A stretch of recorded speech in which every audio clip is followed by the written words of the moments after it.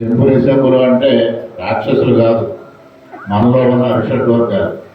వాటిని జయించినప్పుడు మాత్రమే మీరు మోక్షం పొందగలుగుతారు అనేది అమ్మవారు మనకు చెప్పింది.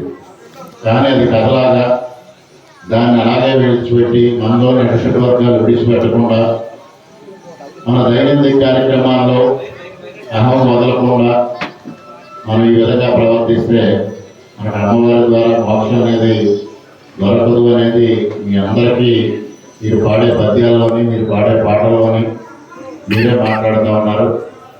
అటువంటి మహత్కార్యానికి మీ అందరూ శ్రీకారం చుట్టి 45 సంవత్సరాలుగా ఇక్కడ కార్యక్రమాలు నిర్వహిస్తున్న మీ అందరికీ పేరు పేరున హృదయపూర్వకంగా అభినందనలు, కృతజ్ఞతలు తెలియజేసుకుంటూ ఈరోజు ఈ కార్యక్రమంలో భాగస్వామ్యం చేసినందుకు అందరికీ మరొకమారు కృతజ్ఞతలు తెలియజేసుకుంటూ సెలవు.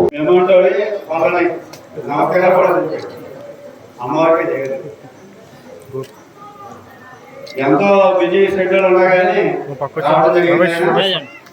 మరి రామకృష్ణ గారిని చూసి అందరూ నేర్చుకోవాలి. ఎందుకంటే ఆయన పర్వతత్వాలు ఎన్నో చదివినవాడు కనుక దైవం దగ్గర ఎలా ఉండాలో ఉంటాడు కనుక మరి ఈ స్థితికి ఆయన వచ్చారు. ఈ దేవీ శంకర అమ్మవారు ద్వారపడేశ్వరుడు గారు రామకృష్ణ గారిని కిడ్నాప్ చేసినప్పుడు ఇక్కడ గంగమ్మ గారు మొక్కుకోవడం జరిగింది.